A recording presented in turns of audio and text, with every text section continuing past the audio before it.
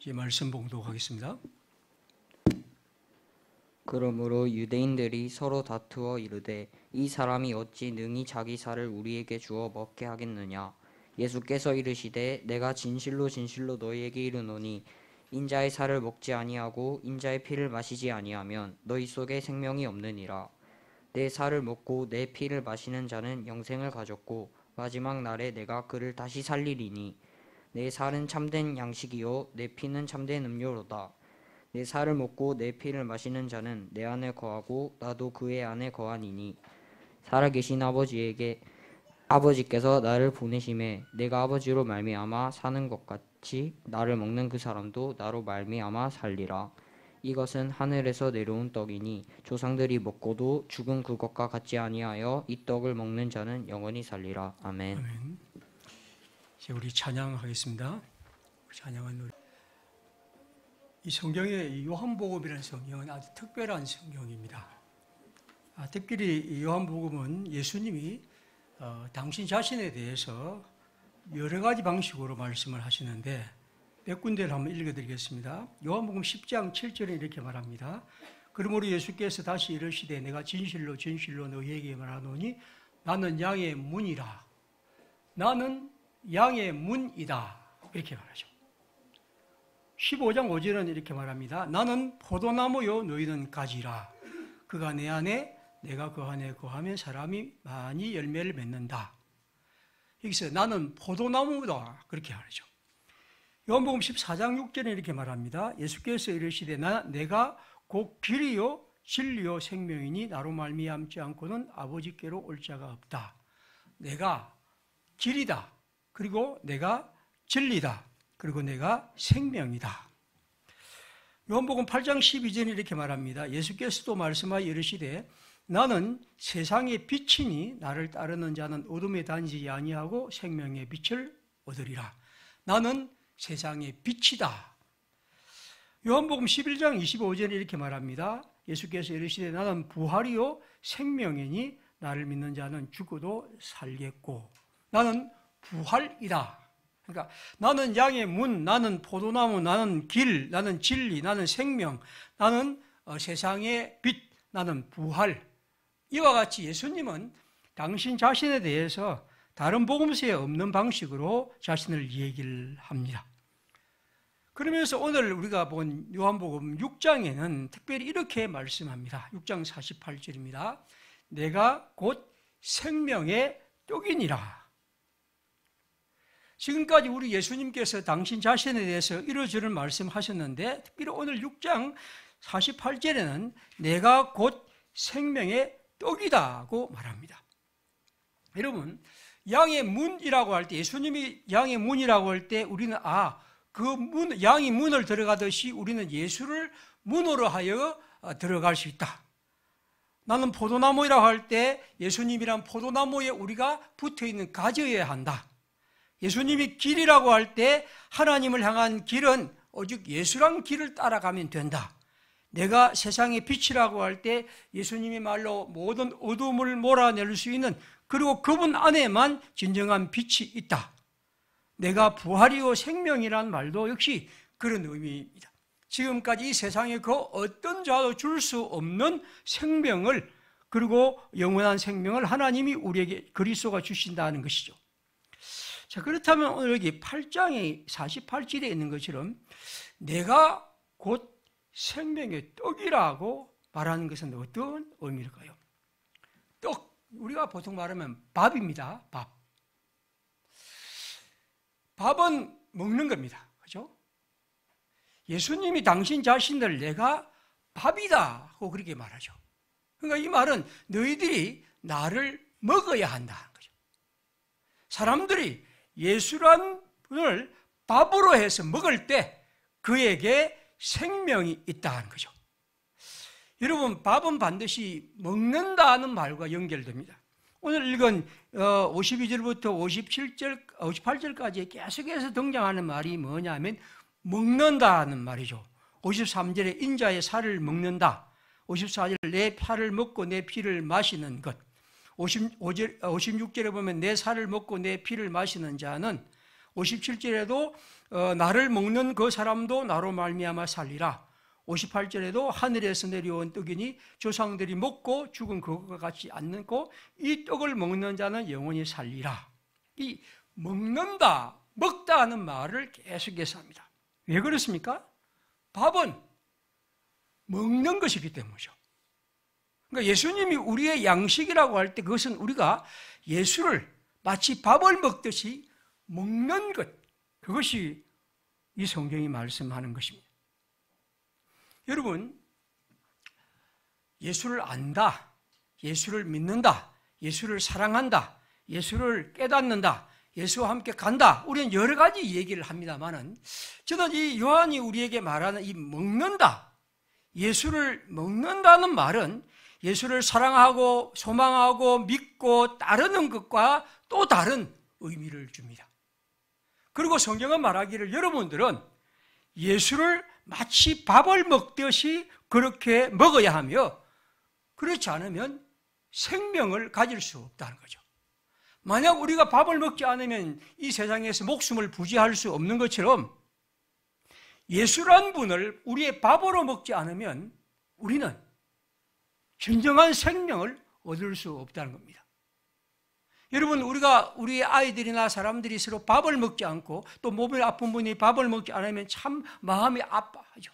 그리고 사실상 사람들이 궁극적으로는 밥을 먹지 않기 때문에 이 세상을 떠나는 겁니다. 그런데 우리가 생명을 얻기 위해서는 예수란 밥을 먹어야 하는데 예수란 밥을 먹지 않고는 우리가 생명을 얻을 수 없다고 한다면 우리에게 이 예수란 분이 얼마나 가깝고 실제적인 분이야 하는 것을 우리는 생각해야 합니다. 성경은 우리에게 이 먹는다는 것, 예수를 양식으로 해야 한다는 이 중요한 얘기를 하기 위해서 성경은 우리에게 이 성찬 예식을 우리에게 설정하셨습니다. 성찬 예식이란 것은 바로 예수가 우리의 생명의 떡이라는 사실, 밥이라는 사실을 알고 그 예수님의 마음에 참여하고 예수님의 삶에 참여하는 그런 의미가 바로 이 성탄절의 의미입니다.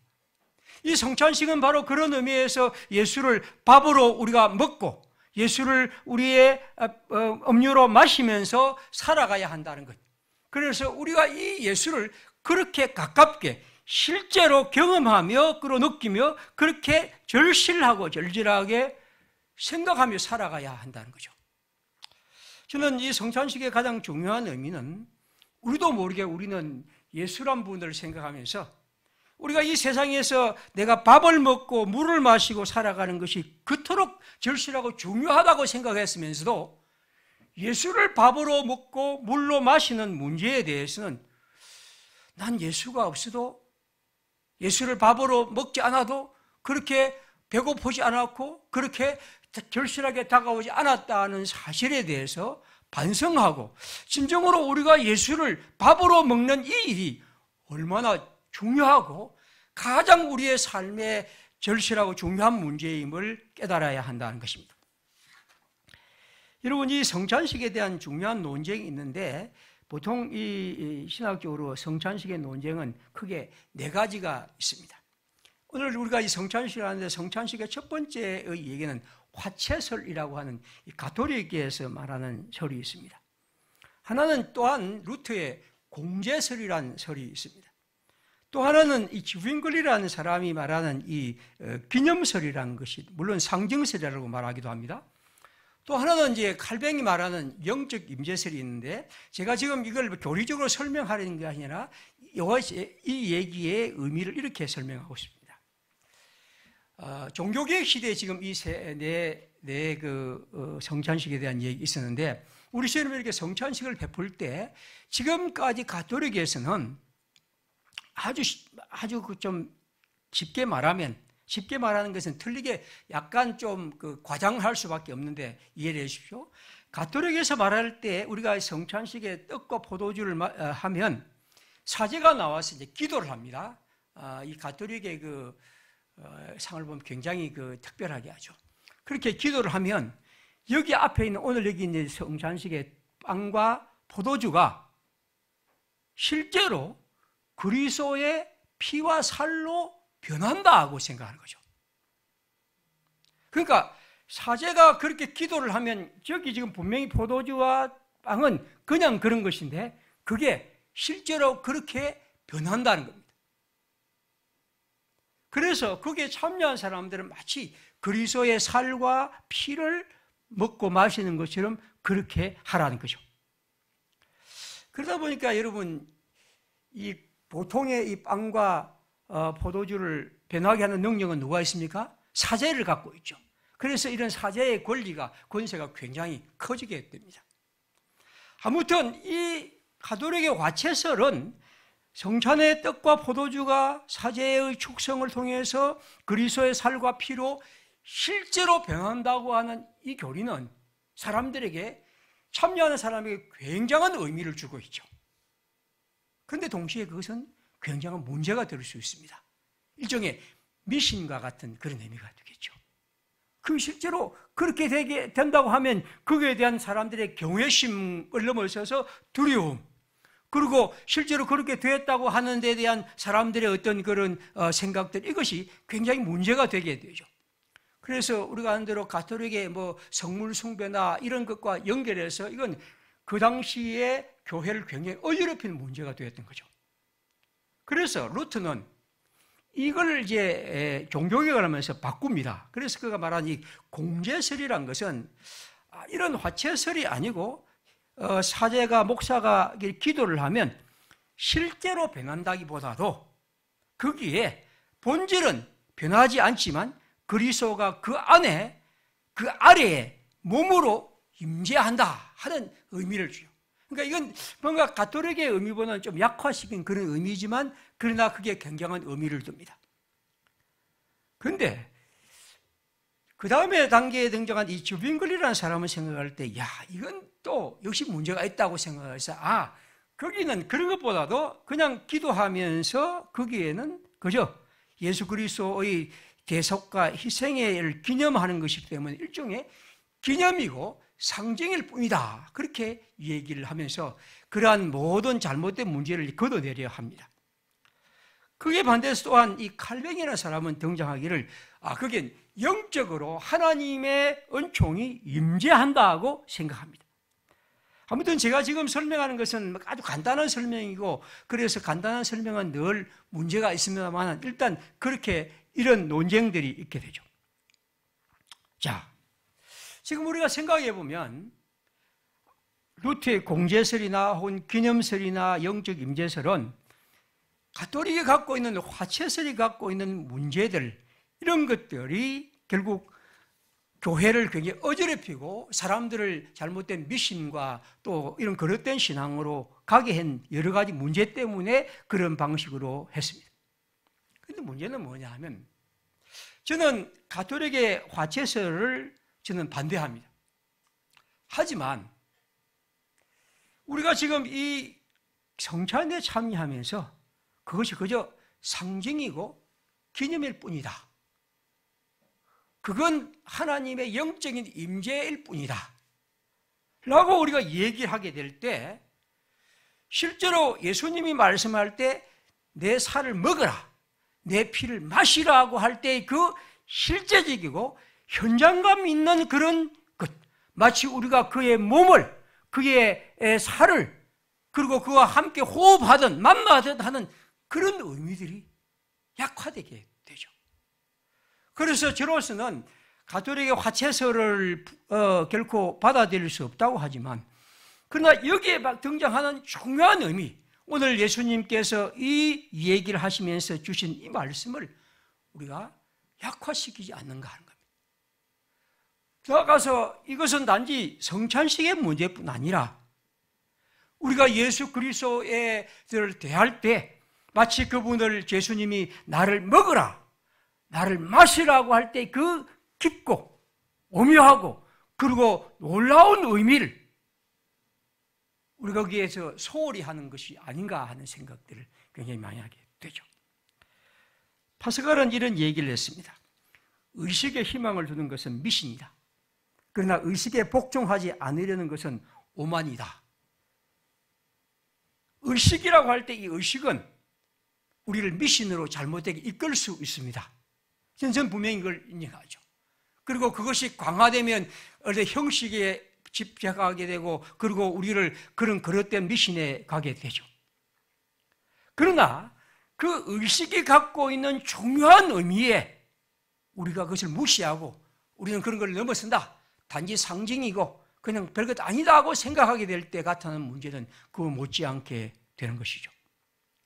초기 기독교 성도들은 이 성찬식을 하면서 마치 예수 그리스도의 몸, 예수 그리스도의 피에 참여하듯이 그들은 그 음식을 먹으면서 그리스도와 함께 연결하고 그리스도 안에서 함께 그리스도의 모든 공동체가 주님의 백성으로 살아갔던 것입니다. 여러분, 아름다움이란 것은 뭐냐면 하나님이 물질 속에서 현존하는 것이다 하고 시몬 베이유라는 사람은 말한 적이 있습니다. 이 말이 여러분 어려울지 모르지만 아름다움, 하나님의 아름다움이라는 것은 하나님이 물질, 다시 말하면 우리의 인간의 육체란 방식으로 우리 가운데 임하는 것입니다. 저는 하나님이 우리 가운데 아름다운 분이라고 믿습니다. 그런데 하나님의 가장 아름다운 것은 하나님이 우리와 같이 비천한 인간의 물질, 즉 육신으로 오신 것입니다. 그것이야말로 하나님의 가장 아름다운 것이죠. 그분이 우리와 같이 먹고, 그분이 우리와 같이 마시고, 그분이 우리와 같이 병들고, 그분이 우리와 같이 아파하고, 그분이 우리와 같이 눈물 흘리고, 그분이 우리와 같이 웃고, 그렇게 사는 것이야말로, 그렇게 우리 가운데 오신 것이야말로 하나님의 가장 아름다움이죠. 저는 이 예수님이 우리에게 말씀하신 것, 나를 먹으라 그 한 말은 그냥 상징, 그냥 하나의 언어로만 보지 말고 그 말 속에 예수님이 말씀하고 싶은 깊은 의미, 내게 더 가까이 다가와 나와 함께 씨름하고 나를 마치 밥을 먹듯이 나를 먹고 음료를 마시듯이 나를 마시는 그런 걸 통해서 너희들이 생명을 얻고 그리스도 안에서의 진정한 삶을 새롭게 하라는 것입니다. 다시 말씀드립니다. 우리는 예수를 믿습니다. 우리는 예수를 사랑하고 예수를 따르고 예수란 문으로 들어가고 예수의 길을 걷고 예수와 사귑니다. 그러면서도 오늘 예수님의 말씀 따르면 우리는 예수의 살을 먹고 예수의 피를 마시는 것입니다. 물론 우리는 그렇게 실제로 그렇게 하지는 않습니다. 그 일을 위해 우리는 이 성찬식에 참여하고 이 성찬식에 참여함으로 우리는 그 의미를 우리의 삶에 새겨보려 하고 그것을 깊이 심어보려 합니다. 성찬식을 넘어 이 예식은 우리로 하여금 예수 그리스도를 먹고 마시는 일이 얼마나 중요함을 말씀하고 있습니다. 이사야 55장 2절에서 예언자는 말합니다. 너희가 어찌하여 양식이 아닌 것을 위하여 은을 달아주며 배부르게 하지 못할 것을 위하여 수고하느냐. 내게 듣고 들을지어다. 그리하면 너희가 좋은 것을 먹을 것이며 너희 자신들이 기름진 것으로 즐거움을 얻으리라. 양식 아닌 것을 위하여 은을 달아주며 배부르게 못할 것을 위하여 수고하느냐. 지금 예언자는 사람들이 이 땅에 살아가면서 자신들이 먹고 마시는 양식, 자신들이 갖고 있는 이런 은과 금을 모으고 거기에 대한 관심으로 집착하고 그것으로 끝나는 것을 향하여 말합니다. 왜?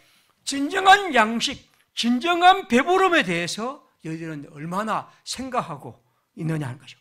하나님께 나오면 너희들이 좋은 것으로 먹을 것이고 진정으로 기름진 것을 통해서 너희들의 생명과 즐거움을 얻을 것이라고 말씀합니다. 성탄절은 무엇입니까?